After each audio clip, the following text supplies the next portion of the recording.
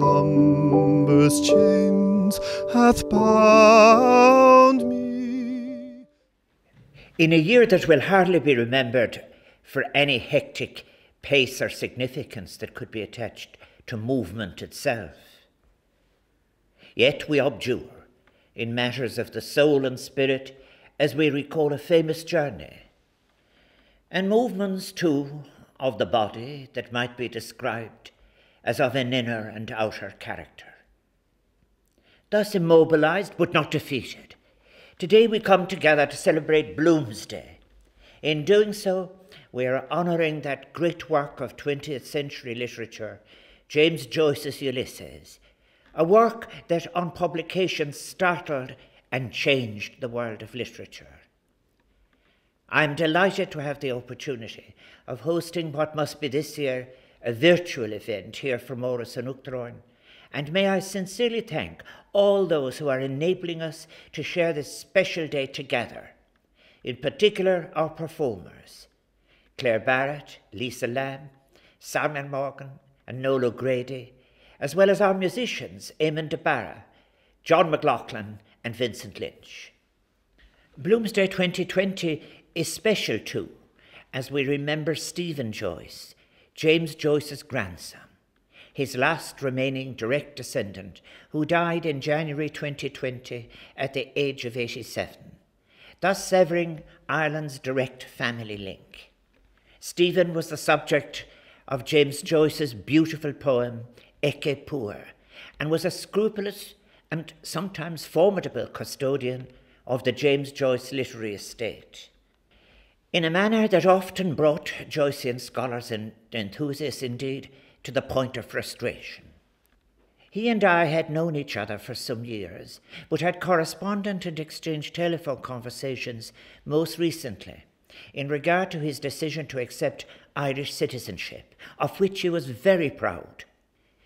Before my visit to James Joyce's grave in Zurich in 2018, I had a discussion with Stephen on one final project that he wishes to have undertaken, which involved having James Joyce's poem, A Flower Given to My Daughter, frail the white rose and frail are her hands that gave, whose soul is sear and paler than time's wan wave.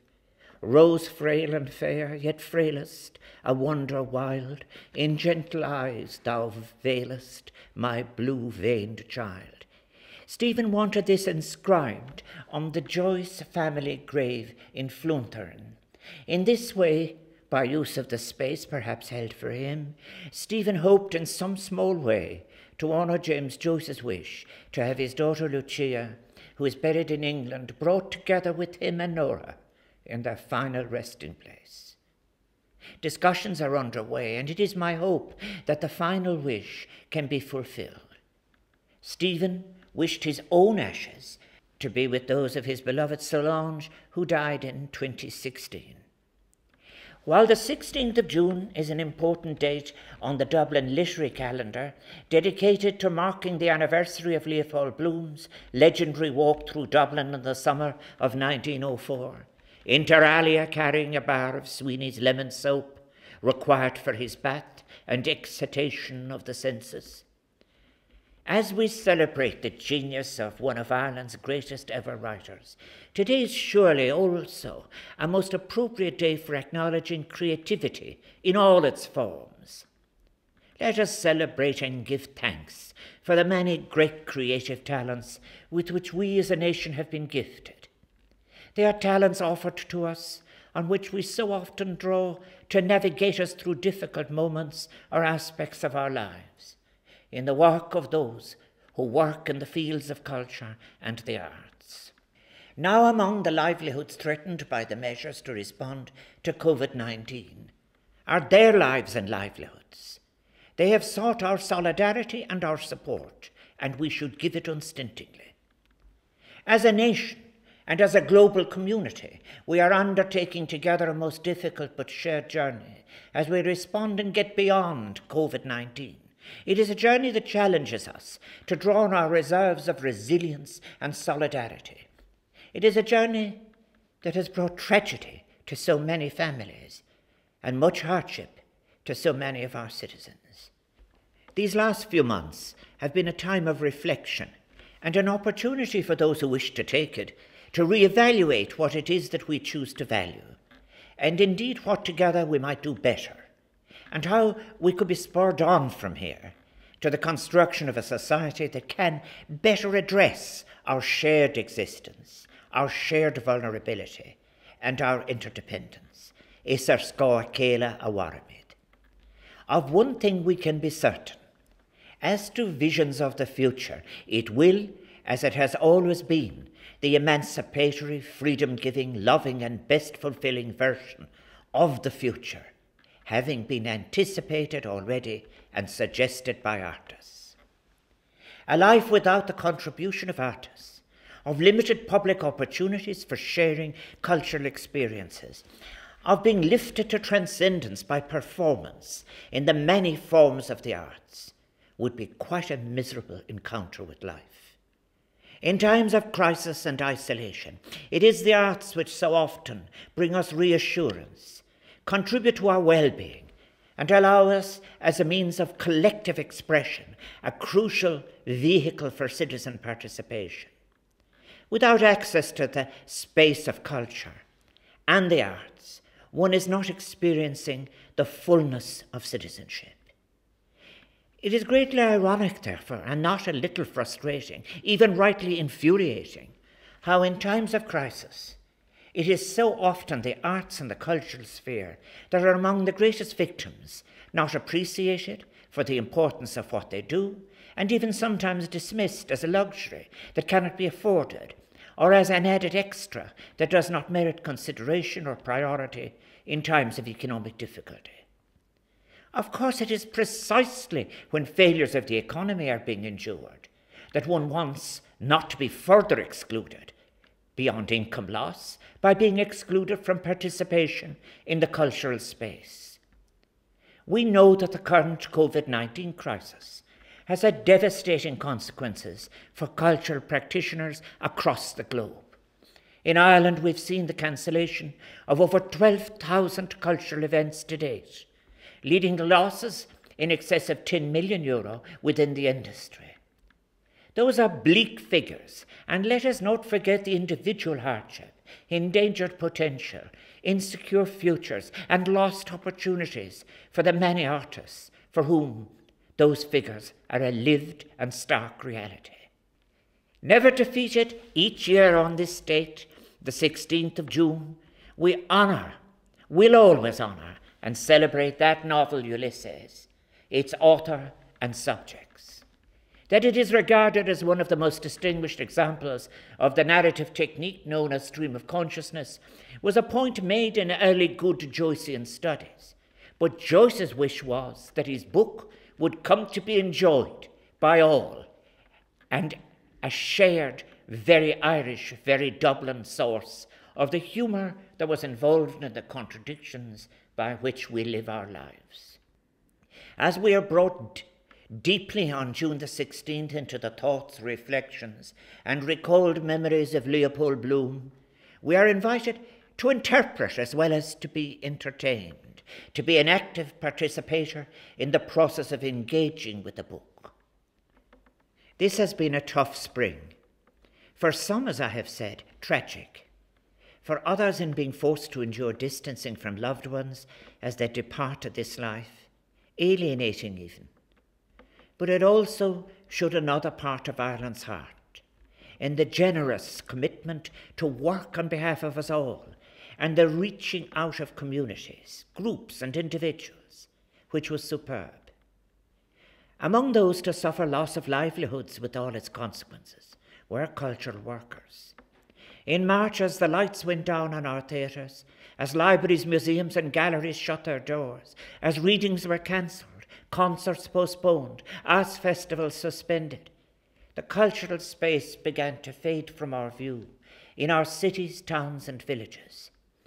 Some venues, events, productions are in danger of disappearing entirely from the public world if we do not prioritise their retrieval, making culture safe, central, with all its liberating potential, enriching vision, and its history at its best, its purpose of courageous challenging of the status quo. The cultural sphere is a constant work in progress, one which relies on our engagement, our involvement, and our contribution if it is to survive and thrive. If we do not access that space, support it, participate in it, and ensure that it is not assigned a peripheral space on the edge of society, we are in danger of becoming passive players in its demise. Allow me to repeat it, all over Europe as well as here. Today we are facing an emergency in the cultural sphere in terms of income, venues, public access, participation, social cohesion, and quality of our daily lives. It is a time that urges us to recall and reflect on the vital role of creative people in any truly functioning or cohesive society, and the need to support artists whose work is so important for the structure of that society and as the best guarantee of the imaginative possibilities of all of our people in the future. Traditionally on Bloomsday, some of you gather with friends and families to replicate Leopold Bloom's legendary walk through Dublin on that summer's day in 1904. Such an excursion, for both the eclectic and the merely curious of you, is something that may not be possible this year. For even if you have the greatest anticipation of being well soaped, or are acknowledged as the most experienced social distancer, and are willing to swear off close dancing, you cannot do it as you did before. Yet let us resolve that our virtual journey this year will not be a passive one, but one in which we will all play our active part in the crafting of that shared future, where our cultural world, with all its potential for social good, is not left struggling for survival in the wake of COVID-19. We have historically so often neglected that cultural world, and in the process we've neglected our great artists and writers, failing to acknowledge their necessary and immeasurable contribution to our society. As well as being one of this country's most famous literary figures, James Joyce is also one of our most famous exiles, struggling to produce work in a society not shaped to accommodate his creative vision. He left this country and became a man apart, a perennial outsider. As we rebuild our society and our economy in the wake of the COVID-19 pandemic, we must make sure we see the pandemic as the aberration that it is.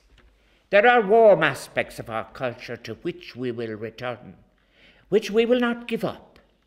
There are aspects of our COVID-19 existence which we all, in the interests of all, must support. But it is meaningless and defeatist to call it the new normal. There will be, when the virus is gone, forms of collective joy again, and for all generations. We must ensure that we are constructing an Ireland inclusively shaped to accommodate all forms of artistic expression, rejecting any narrow concept of the arts, or as any residual to be tolerated but confined to the fringes of society, their value reduced to narrow utilitarian terms. As to tomorrows, it was James Joyce himself who once said, "I am tomorrow or some future day what I establish today." All generations must come and be involved in establishing a new tomorrow, in recrafting the cultural space, recognizing that resourcing the arts are part of the fundamentals of the structure of our society, just as are our roads and hospitals and schools, as they seek to serve a public purpose. Marfocal Square.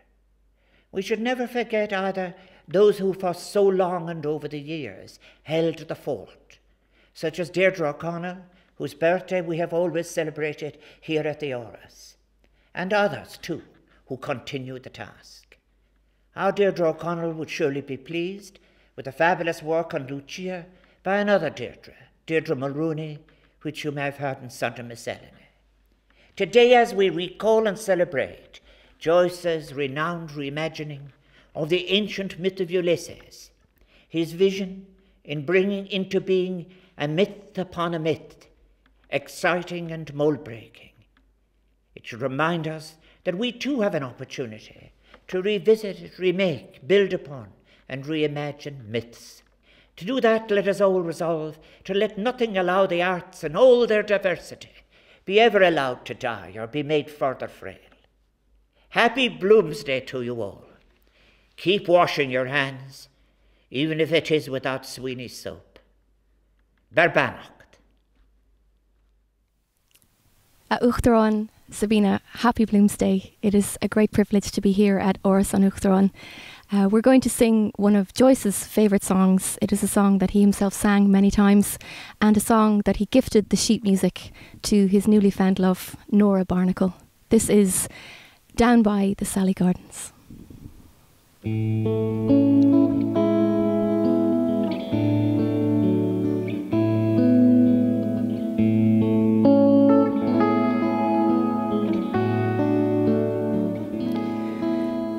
Down by the Sally Gardens, my love and I did meet.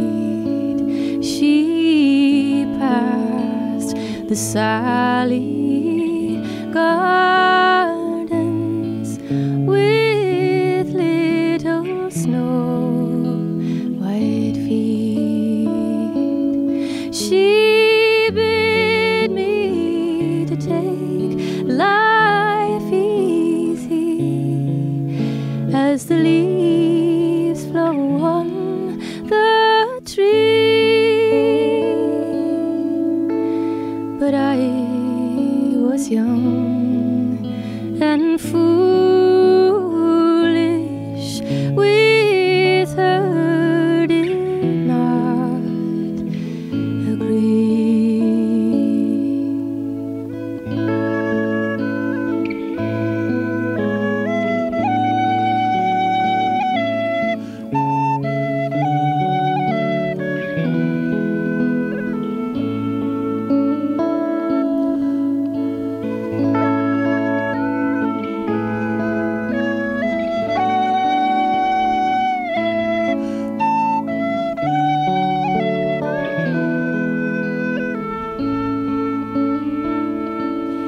In the field down by the river,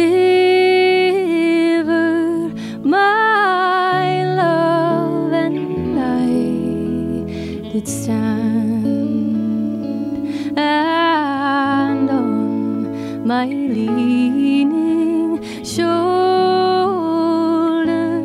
he placed his snow white hand. She bid me to take love easy as the grass grows on the wheel. But I was young and foolish, and now am full of tears, and now am full of tears.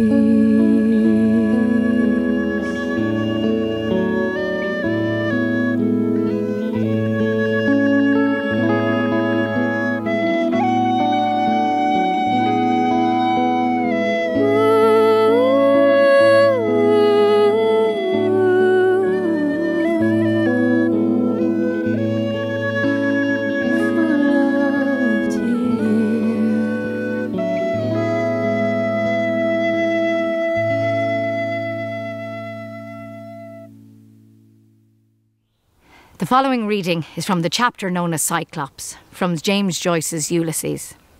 I picked it because it reminded me, in these times, with so many different people in our new Ireland, that love is the most important thing. It's 5 p.m. on June 16th in 1904, and we find Bloom and a few gents in Barry McKiernan's pub in Dublin city centre. "Will you try another one, citizen?" says Joe.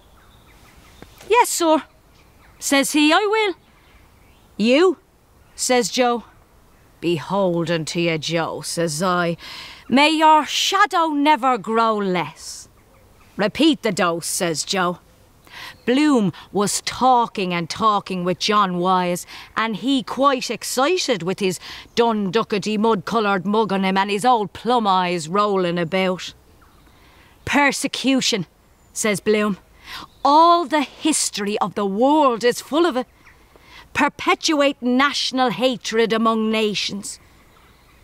"But do you know what a nation means?" says John Wise. "A nation?" says Bloom. "A nation is the same people living in the same place." "By God then," says Ned, laughing. "If that's so, then I'm a nation, for I'm living in the same place for the last 5 years." So, of course, everyone had a laugh at Bloom, and says he trying to muck out of it. "Are also people living in different places?" "That covers my case," says Joe. "What is your nation, if I may ask?" says the citizen. "Ireland," says Bloom. "I was born here, Ireland." The citizen says nothing. Only cleared the spit out of his gullet, and gob, he spat a red bank of oyster out of him right in the corner. "After you with the push, Joe," says he, taking out his handkerchief to swab himself dry. "Here you are, citizen," says Joe. "Take this in your right hand. Shove us over the drink," says I. "Which is which?" "That's mine," says Joe, as the devil says to the dead policeman. "And I belong to a race too," says Bloom, "that is hated and persecuted also now, this very moment, this very instant." Gob, he near burnt his fingers with the butt of the cigar. "Robbed," said he. "Plundered, insulted, persecuted, taking what belongs to us by right at this very moment," says he, putting his fist in the air, "sold by auction, off in Morocco like slaves or cattles." "Are you talking about the New Jerusalem?" says the citizen. "I'm talking about injustice," says Bloom. "Right," says John Wise. "Stand up to it then with force like men." That's an almanac picture for you. Mark, a soft-nosed bullet. Old lardy-faced Bloom standing up to the business end of a gun. God, he'd adorn a sweeping brush, so he would, if he only had an horse's apron on him, and then he collapses all of a sudden, twisting round all the opposite, as limp as a wet rag. "But it's no use," says Bloom. "Force, hatred, history, all that, that's not a life for men and women. Insult and hatred. And everybody knows that's the very opposite of that is really life." "What?" says Alf. "Love," says Bloom. "I mean the opposite of hatred." "I must go now," says he to John Wise. "Just round to the court a moment to see if Martin is there. If he comes, just say I'll be back in a second, just a moment." "Who's hindering you?" And off he pops like grease lightning. "A new apostle to the Gentiles," says the citizen. "Universal love." "Well," says John Wise, "isn't that what we're told? Love thy neighbours." "That chap," says the citizen. "Beggar my neighbour is his motto. Love my he's a nice pattern of a Romeo and a Juliet." "I know where he's gone," says Lenihan, cracking his fingers. "Who?" says I. "Bloom," says he. "The courthouse is a blind. He had a few bob on throwaway and he's gone to gather in the shekels." "Is it that white-eyed kaffir," says the citizen, "that never backed a horse in anger in his life?" "That's where he's gone," says Lenihan. "I met Bantam Lyons going to back that horse, only I put him off it, and he told me Bloom gave him the tip. Bet what you like, that's where he had. Bet what you like, he has 100 shillings to 5 on. A dark horse." "He's a bloody dark horse himself," says Joe. the castle car drove up with Martin on it, and Jack Power with him, and a fella named Crofter or Corfton. So in comes Martin asking where's Bloom. Where is he? Says Lenihan. Defrauding widows and orphans. St. Patrick had want to land again at Ballykinlar and convert us, says the citizen, after allowing things like that to contaminate our shores. Well, says Martin, rapping for his glass, God bless all here is my prayer. Amen, says the citizen. And I'm sure he will, says Joe. Right, says Ned, taking up his John Jameson and butter for fish.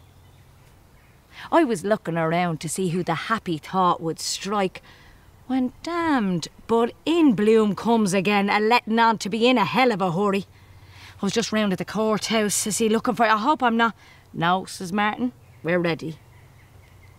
Courthouse, me eye, and your pockets hanging down with gold and silver. Mean bloody scut. Stand us a drink itself, devil a sweet fear. There's a Jew for you. All for number one, cute as a shithouse rat. 100 to 5. Don't tell anyone, says the citizen. Beg your pardon, says Bloom. Come on, boys, says Martin, seeing it was looking blue. Come along now. Don't tell anyone, says the citizen, letting a ball out of him. It's a secret. And the bloody dog woke up with a growl. Bye-bye all, says Martin, and he got them out as quick as he could. Jack Power and Crofton, or whatever you call him, and Bloom in the middle of them, letting up to be all at sea with them up on the bloody jaunting car. Off with you, says Martin to the Jarvey. But begob, I was just lowering the heel of the pint when I saw the citizen getting up to waddle to the door, puffing and blowing with the dropsy, and he coursing the course of Cromwell on him, bell, book and candle in Irish, spitting and spatting out of him, and Joe and little Alf around him like a leprechaun trying to peacify him. Let me alone, says he. And begob he got as far as the door, and they holding him, and he bawls out of him, 3 cheers for Israel! Áras, sit down on the parliamentary side of your arse, for Christ's sake, and don't be making a public exhibition of yourself. Jesus, there's always some bloody clown or other kicking up a bloody murder about bloody nothing. Cup, is it turned the porter sour in your guts, so I would? And all the ragamuffins and sluts of the nation around the door, and Martin telling the driver to drive ahead, and the citizen bawling, and Alf and Joe at him to wisht, and he and his high horse about the Jews, and the loafers calling for a speech, and Jack Power trying to get Bloom to sit down on the car and hold his bloody jaw, and a loafer with a patch over his eye starts singing, if the man in the moon was a Jew, Jew, Jew, and a slut shouts out of her, mister, your fly is open, mister. And says he, Bloom, Mendelssohn was a Jew, and Karl Marx, and Mercadante, and Spinoza, and the Saviour was a Jew, and his father was a Jew, your God. He had no father, said Martin. That'll do now. Drive ahead. Who's God, says citizen. Well, his uncle was a Jew, says Bloom. Your God was a Jew. Christ was a Jew like me. God, but the citizen made a plunge back into the shop. By Jesus, says he, I'll brain that bloody Jew man for using the holy name. By Jesus, I'll crucify him as I will. Give us that biscuit box here. Stop, stop, says Joe. God, the devil wouldn't stop him till he got hold of the bloody tin anyhow, and out with him and little Alf hanging on to his elbow, and he's shouting like a stuck pig, as good as any bloody play you'd see in the Queen's Royal Theatre. Where is he till I murder him? And Ned and JG paralysed with the laughing. Bloody war, says I'll be in for the last gospel. But as luck would have it, the Jarvey got the nag's head round the other way and off with them. Hold on, citizen, says Joe. Stop. Begob, he drew his hand and made a swipe and let fly. Mercy o' God, the sun was in his eyes, or he'd have left Bloom for dead. Cop, he near sent it into County Longford. The bloody nag took fright, and the old mongrel after the car like bloody hell, and all the populace shouting and laughing, and the old tin box clattering along the street. You never saw the like of it in all your born puff. God, if he got that lottery ticket on the side of his pole, he'd remember the Gold Cup. He would so. But begob the citizen would have been lagged for assault and battery, and Joe for aiding and abetting. The Jarvey saved his life by furious driving, as sure as God made Moses. What?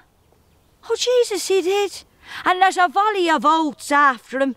Did I kill him, says he, or what? And he shouting to the bloody dog, after him, Gary, after him, boy. And the last we saw was the bloody car round in the corner, an old sheep face on it, gesticulating, and the bloody mongrel after, with his lugs back for all he was bloody well wore, to tear him limb from limb. 100-5. Jesus, he took the value of it out of him, I promise you.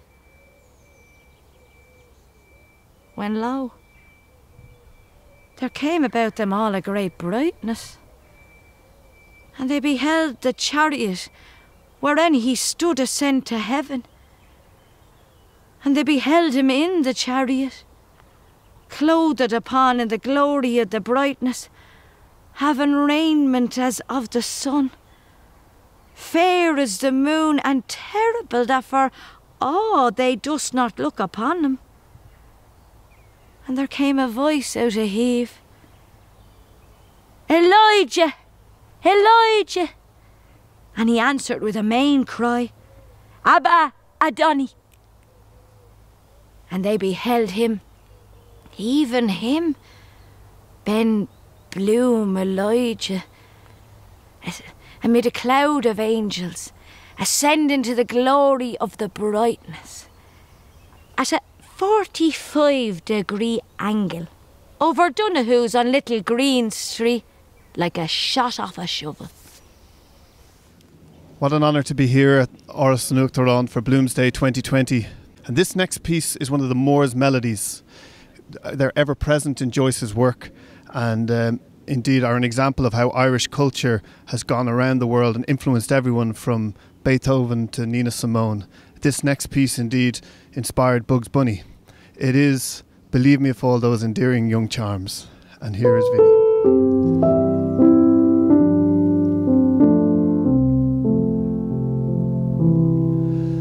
Believe me for those endearing young charms which I gaze on so fondly today, were to fade by tomorrow and fleet in my arms like fairy gifts faded away. Thou would still be adored as this moment thou art. Let thy loveliness fade as it will, and around the dear ruin each dream of my heart would entwine itself verdantly still.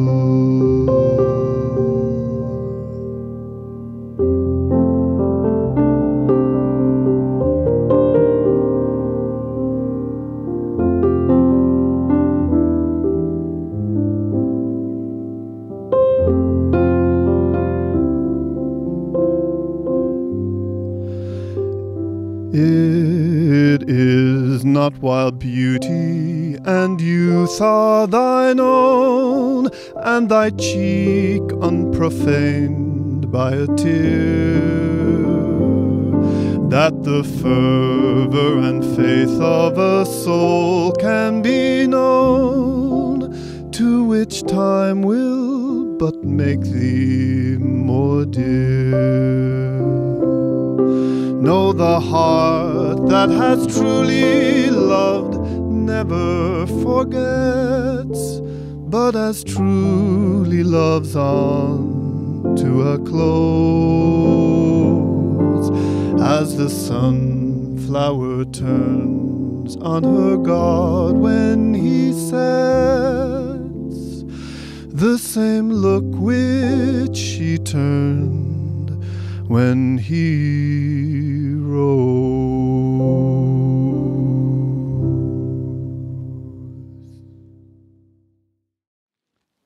The life of James Joyce, and by extension his works, have betrayal and doubt in their recurring themes. None truer than in Ulysses, whose episode Sirens has 158 allusions to 47 songs. James Joyce, according to contemporaries, sang heart-achingly, and this enabled him to place beautifully songs to best convey emotion in his masterful short stories and stories. It is June the 16th, Thursday, 1904. Leopold Bloom is in the Ormond Hotel in the Quays in Dublin, listening to songs such as The Crappy Boy, Tuto e Sholto, Love's Old Sweet Song, Mappery, Home Sweet Home, The Last Rose of Summer. And as he listens, he's aware that his wife Molly and Blazes Boylan, Molly's singing partner and agent, are about to meet at the Joyce home at 7 Eccles Street, ostensibly to make plans for their forthcoming concert on the following Monday in Belfast.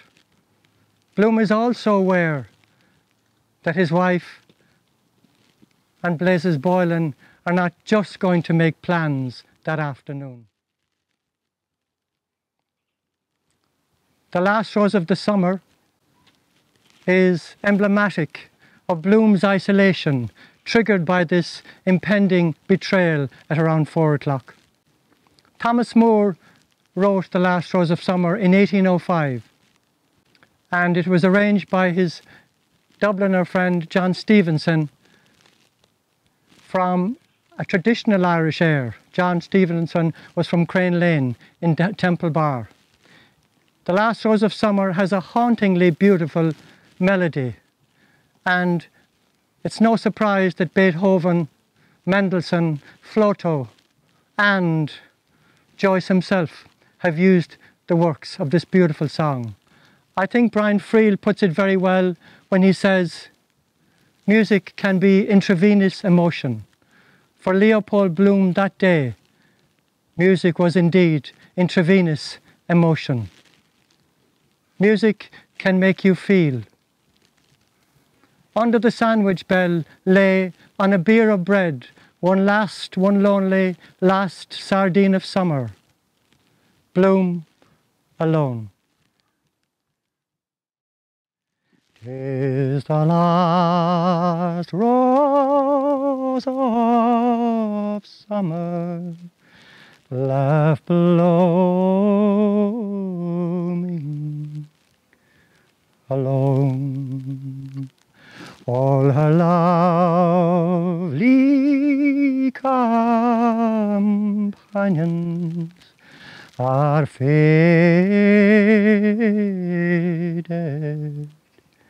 and gone. No flower of her kindred, no rosebud is nigh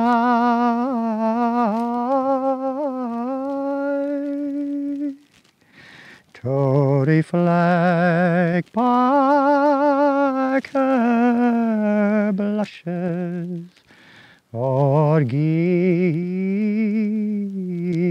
sigh for sigh. I'll not leave thee, the lone one, to pine on the stem, since the lovely are sleeping. Go sleep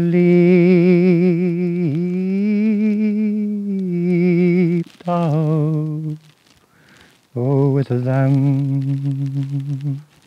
Thus kindly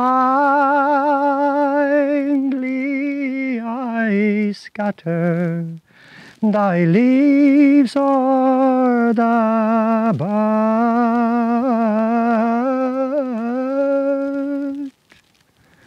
where thy mates of the garden lie soundless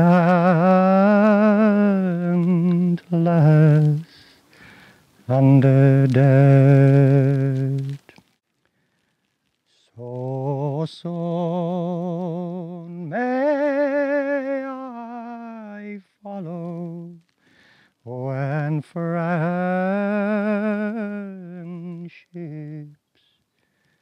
decay, and from love's shining circle the gems drop away. When true hearts lie withered and fond ones are flown,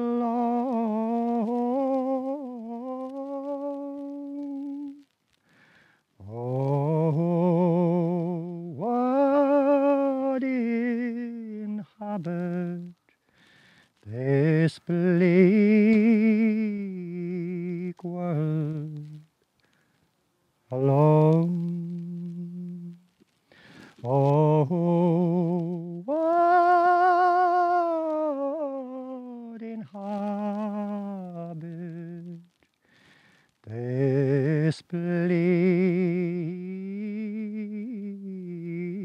world alone?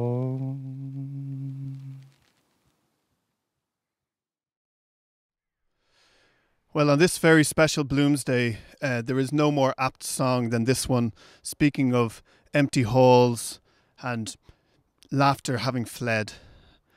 And hopefully we will be back to full halls very soon. But in the meantime, this piece that features in James Joyce's portrait of an artist as a young man, where Stephen yearns for home, and this particular piece wants him to be back in that Ireland and forget about emigration, and to be with his friends once more in those joyful, bustling party halls that we will hopefully have soon back again. This is Oft in the Stilly Night.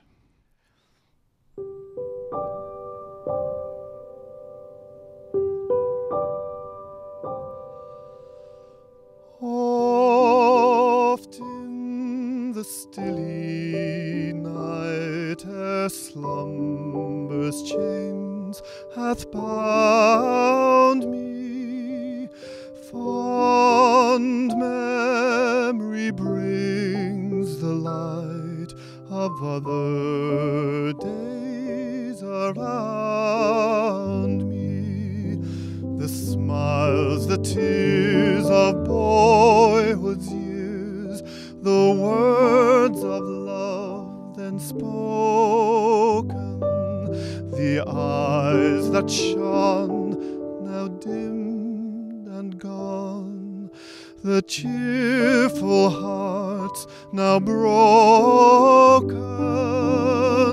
Thus in the stilly night, ere slumber's chains hath bound me, sad memory brings the light of other days around me.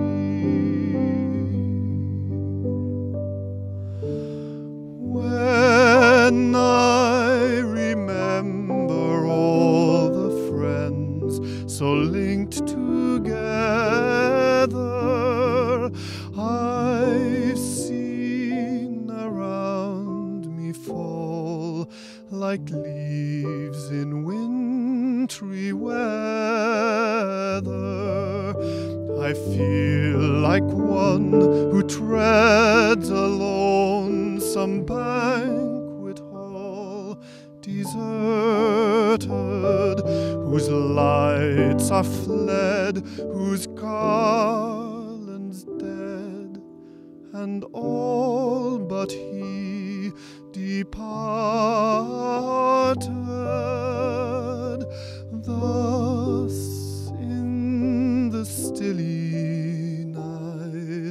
ere slumber's chain hath bound me. Sad memory brings the light of other